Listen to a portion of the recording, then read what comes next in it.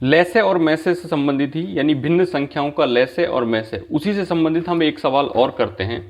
तो ये सवाल है 11/14, 55/42, 33/55 और 44/63 का लैसे ज्ञात कीजिए। अब इसे ज्ञात करने का सूत्र जो हमने देखा है वो है कि इसमें जो अंश हैं इनका तो लैसे निकलेगा और नीचे वाली संख्याओं का मैसे निकलेगा।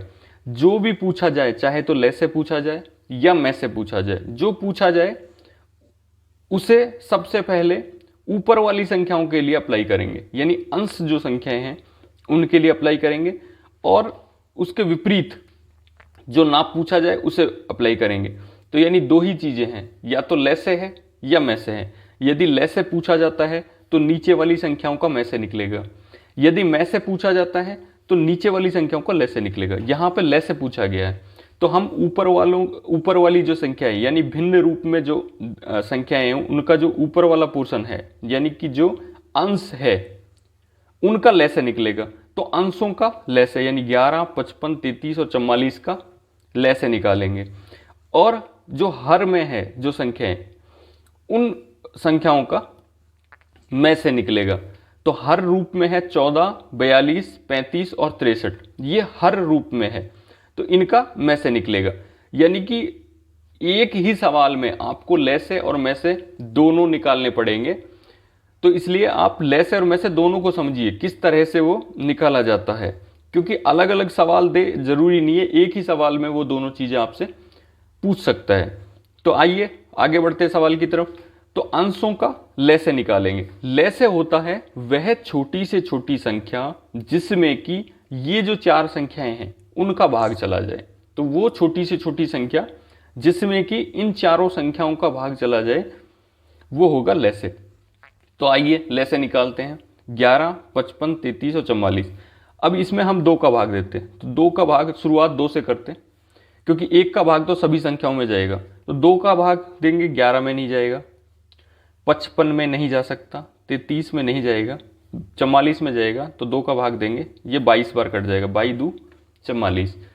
इसके बाद फिर से हम दो का भाग देंगे तो 11 में नहीं जाएगा, 55 में नहीं जाएगा, 33 में नहीं जाएगा, लेकिन ये 22 में जाएगा, 11 दूनी 22। इसके बाद हम भाग देते हैं 3 का। 3 का 11 डिवाइड नहीं होगा, 55 में 3 का भाग नहीं जा सकता, 33 में 3 का भाग जाएगा। कितनी बार? 11 बार, 11 तिया 33, लेकिन 11 में फिर नहीं जाएगा।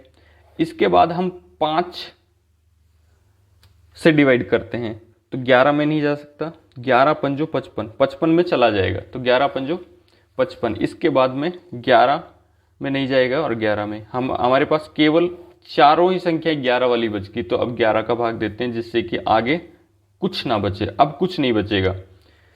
11 का भाग 11 में देने पर यहां पर जो संख्या है वो कुछ नहीं बचेगी, 11 का भाग पूरी तरह से 11 में चला गया। यानी कि इसका जो है,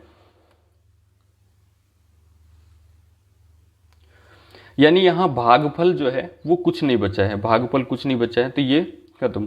तो ये हमने लैसे निकाल लिया।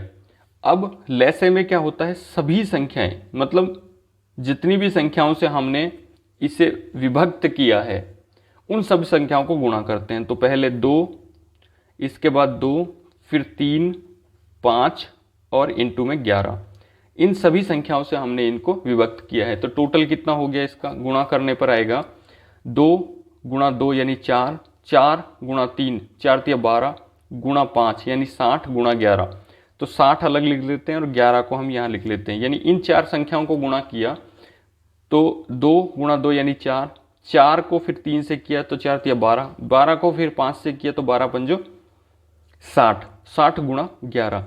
अब 11 को 6 से करेंगे तो 11 6 66 और 0 का 0 यानी 660 हो गया इसका लैसे। अब हम मैसे ज्ञात करते हैं, क्योंकि हमें हरों का मैसे ज्ञात करना है। हर कौन सी संख्या है? हर संख्याएं हैं 14, 42, 35 और 63। तो इसमें हर संख्याओं का मैसे। अब मैसे होता है वह बड़ी से बड़ी संख्या जिसका भाग इन सभी संख्याओं में चला जाए। यानी कि ऐसी संख्या होनी चाहिए जिससे कि ये चारों संख्याएं विभक्त हो। वो ही संख्या इनका में से होगी, बड़ी से बड़ी संख्या। अब देखिए हम भाग देते हैं 2 का, तो 2 का भाग 14 में जाएगा, 42 में जाएगा, 35 में नहीं जाएगा, यानी कि 2 को तो हम नहीं ले पाएंगे। ऐसी संख्या लेनी है जिसका भाग सभी संख्याओं में चला जाए। 2 के बाद हम 3 को लेते हैं, तो 3 का भाग 14 में नहीं जाएगा, तो हमें इसे भी छोड़ना पड़ेगा। 4 का भाग 35 में नहीं जाएगा क्योंकि ये विषम संख्या है, और 4 का भाग केवल सम संख्या में जाता है, और 63 में भी नहीं जाएगा। इसके बाद हम 5 को लेते हैं, तो 5 का भाग 35 में तो जाएगा, लेकिन बाकी संख्याओं में नहीं जाएगा, क्योंकि 5 का भाग केवल 0 और 5 जिस संख्या का इकाई अंक होता है उसी में जाता है। इसके बाद हम 6 लेते हैं, तो 6 का भाग जो है 14 में नहीं जाएगा, तो 6 को छोड़ना पड़ेगा। फिर 7 का भाग देते हैं, तो 7 का भाग 14 में जाएगा, 42 में जाएगा, 35 में जाएगा और 63 में, तो हम 7 का भाग देते हैं। तो 7 दूनी 14, 7 छिक 42, 42 में भाग दिया, 7 पंजो 35, यानी 35 में 5 बार चला गया, और 7 नाम 63, यानी कि 63 में 9 बार चला गया। अब ये जो बची हुई संख्या है वो 2 है, 6 है, 5 है और 9 है।